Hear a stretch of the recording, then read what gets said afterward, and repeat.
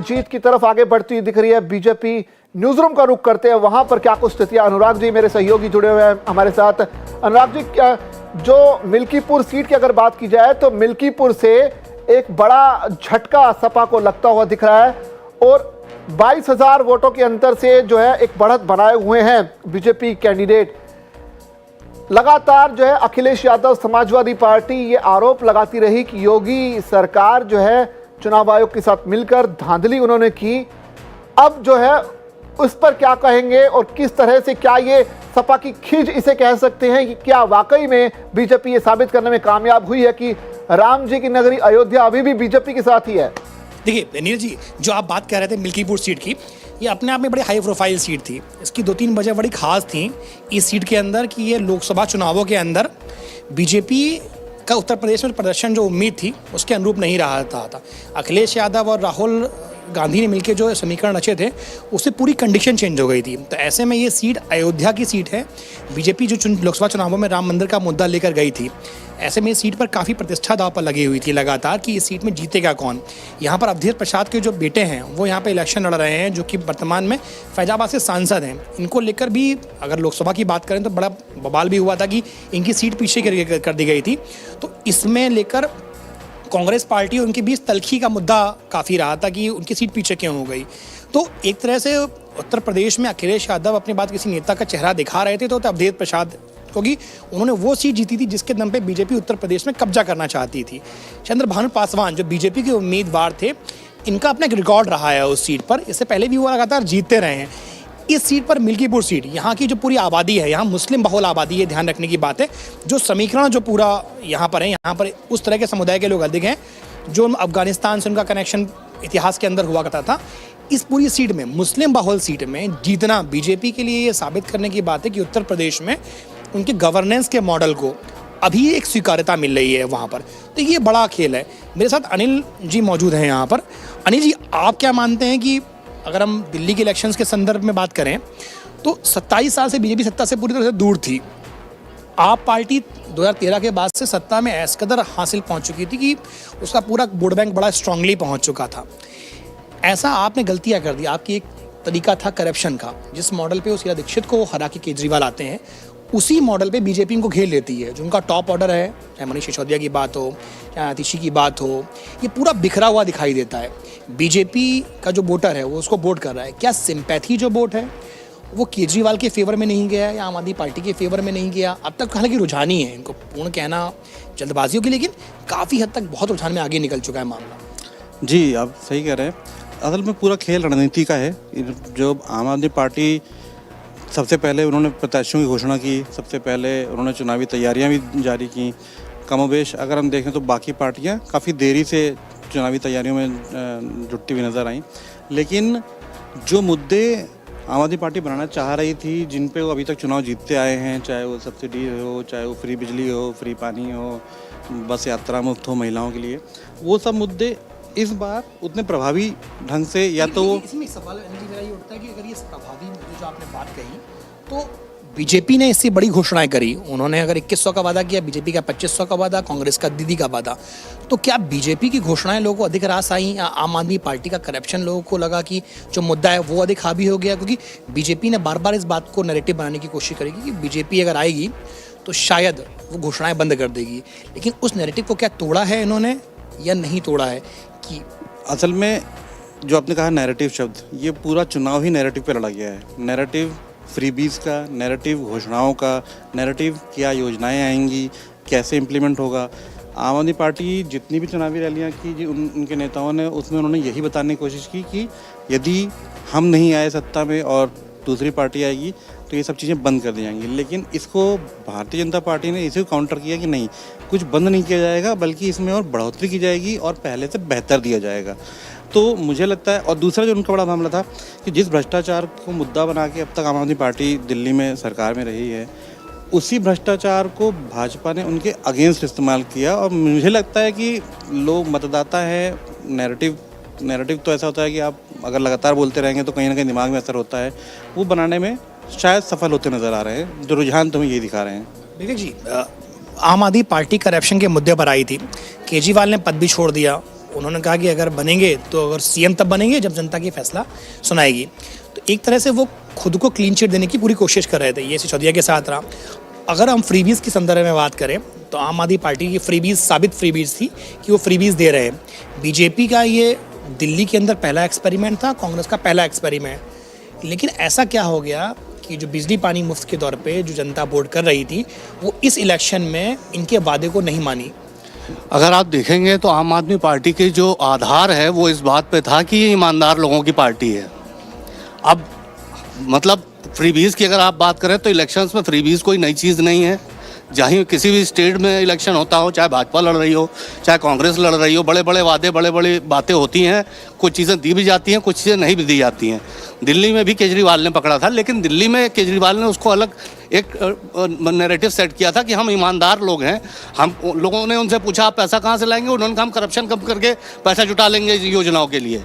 लेकिन आज की डेट में अगर हम बात करें तो भाजपा ने फ्रीबीज से उनके फ्रीबीज को तो काउंटर कर दिया, पर केजरीवाल के पास इस बात का जवाब नहीं था कि उनके ऊपर जो आरोप हैं, जो भ्रष्टाचार के आरोप हैं या शराब घोटाले के आरोप हैं। इवन शराब घोटाला अगर वो हो सकता है राशन घोटाला या इस तरह के या बिजली घोटाले में पकड़े जाते तो फिर भी थोड़ा सा राहत मिलती।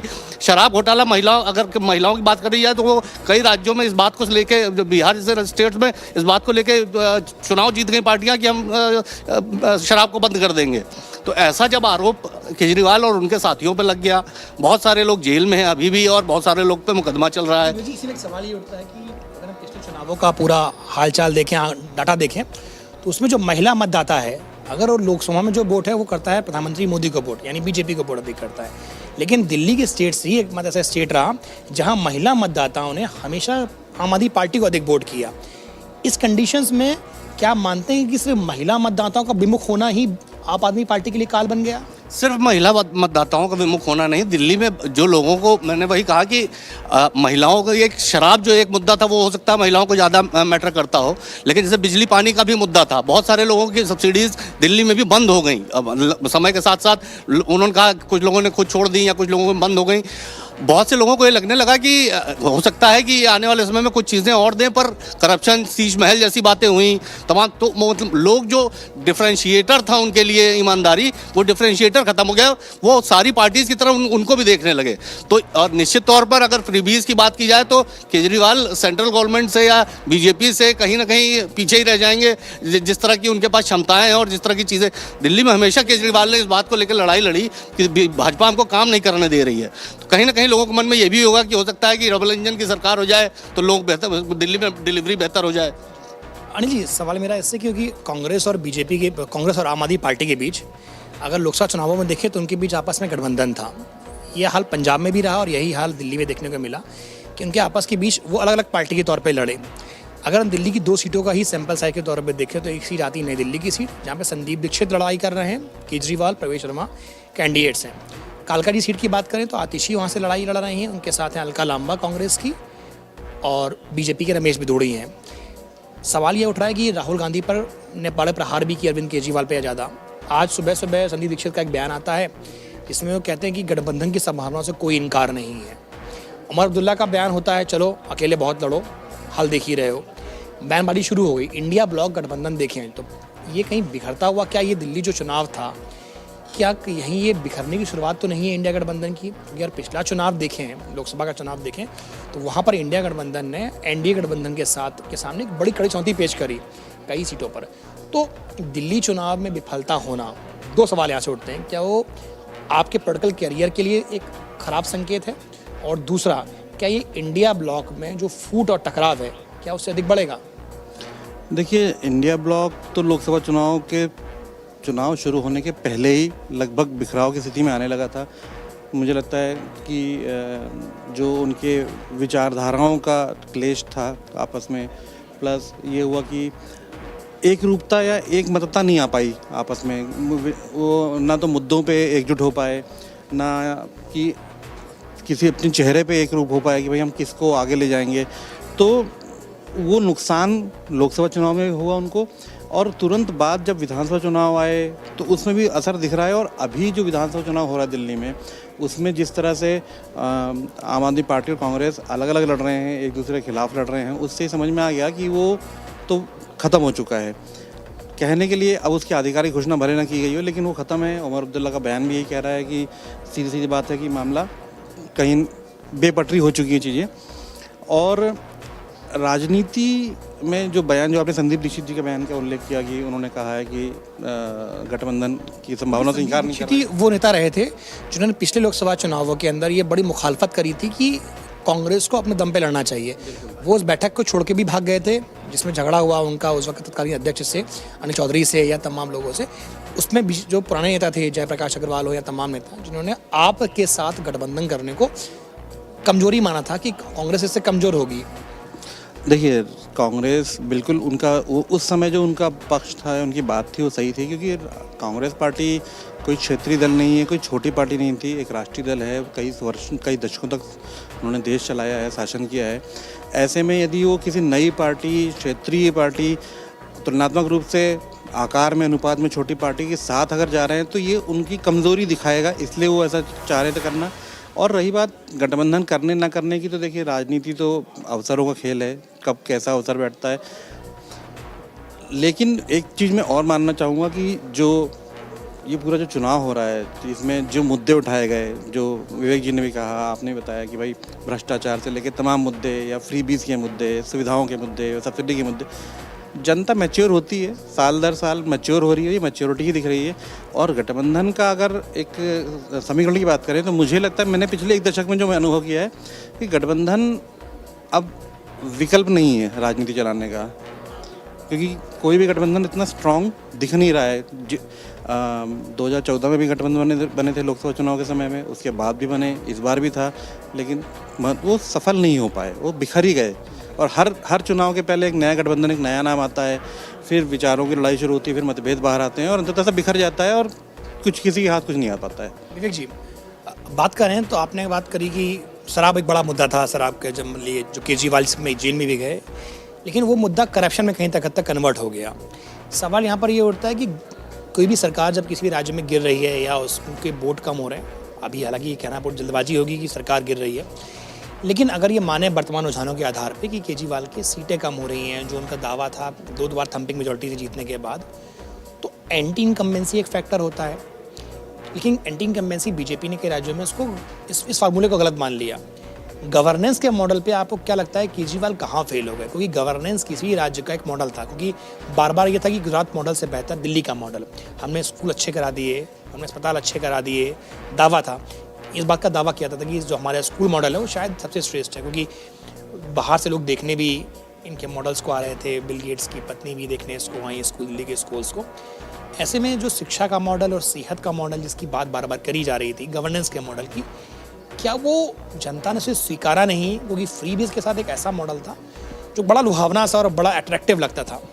देखिए, मैं वही कहना चाहूँगा कि जैसे बात हुई कि कांग्रेस और आम आदमी पार्टी, एक तरह से देखा जाए आम आदमी पार्टी कांग्रेस को ये बता के सत्ता में आई थी कि इनसे करप्ट कोई पार्टी नहीं है, इनको सत्ता में रहने का कोई अधिकार नहीं है। बाद में कांग्रेस के सामने जैसे लोकसभा में सारे गठबंधन मिलकर एक साथ चुनाव लड़े कि भाजपा को हराना है, वहाँ सबका एक उद्देश्य था।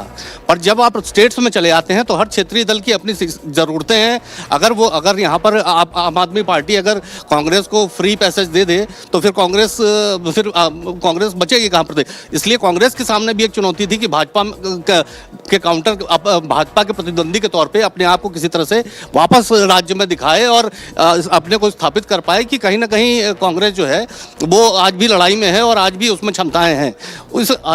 आपका जो वोटर बढ़ रहा है वो कांग्रेस के साथ ही बढ़ रहा है। गवर्नेंस पर हाँ आता हूँ, जहाँ तक कि गवर्नेंस की बात है, अगर आपने देखा तो स्कूल मॉडल या मोहल्ला क्लिनिक मॉडल, बहुत सारी बीच में खबरें आई कि मोहल्ला क्लिनिक के अस्पताल बन गए हैं और उसमें जो है आवारा पशु घूम रहे हैं, या स्कूल बहुत क्या, अब जैसे कुछ आदर्श स्कूल बनाए गए, कुछ आदर्श मोहल्ला क्लिनिक बनाए गए, लेकिन क्या वो पूरी दिल्ली को वो कैटर कर पा रही हैं? क्या आज दिल्ली में स्वास्थ्य और शिक्षा की समस्या खत्म हो चुकी है? तो ये अगर जी इसके काउंटर में सवाल हमेशा ये उठता है कि अगर किसी ने बेहतर किया है, क्योंकि एक दिन में आप अपने इंडिपेंडेंस ऑफ के लिए अभी भी लड़ाई लड़ते हैं, ऐसी कंडीशंस में ये कहना है कि मॉडल पूरी तरह से खराब था, क्या ये न्यायोचित होगा आपके? क्योंकि आपकी कंडीशन अगर देखें 30 सीटों पर अभी भी खड़ी हुई है, तो मॉडल को फेल कहना कितना सही होगा? देखिए, मॉडल फेल कहना या नहीं कहना वो अलग का विषय है। आप कम्युनिकेट कितना कर पाए लोगों को कि ये आपकी ज़रूरत को कैटर कर रहा है। अगर लोगों के जीवन में उससे बदलाव हो रहा है तो निश्चित तौर पे लोग वो सरकार के साथ जाएंगे। क्या लोगों के जीवन में वो बदलाव हुआ है? ये आपके रिजल्ट बता देंगे कि लोग इस बात को कितना मानते हैं कि लोगों के जीवन में आम आदमी पार्टी कुछ बदलाव ला पाई है या नहीं ला पाई है।